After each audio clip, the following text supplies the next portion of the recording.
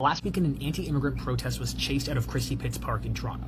Let's talk about what happened and what we need to do moving forward. The protest organized by Canada First was calling for mass deportations, and it did not go well. While about 100 of them assembled, there were hundreds of counter-protesters, with some people estimating the difference being 10 to 1. And Canada First was convinced that they would outnumber the counter-protesters. And I think there's a good reason for that, because there is a lot of anti-immigrant sentiment right now in Canada. But even Canadians' anti-immigrant sentiment is still polite. People don't want mass deportations. We do not want what is happening in the States. What Canadians want is a slow decrease to the amount of people that are coming into Canada until we can have the facilities that are necessary to bring in more Canadians, until we have enough jobs to first have Canadians working those jobs, and then we can grow the economy to bring in more people. And this site being chosen was very specific, because in 1933, Christie Pits was the site of an anti-Semitic riot. And here's the thing, the leader of this protest, his quote to the media was a good one.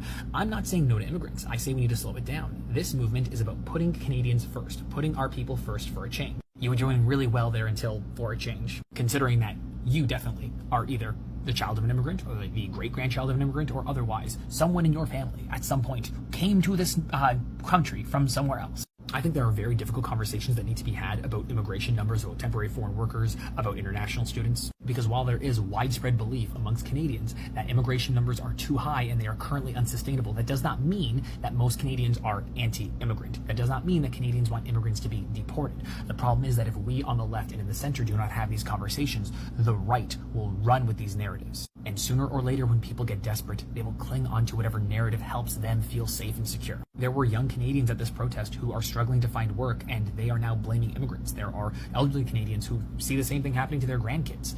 The thing is, it's not the fault of immigrants. But if we don't provide people with an understanding and with a solution, a path moving forward, they are going to go down these dark paths. We need to do better and be better.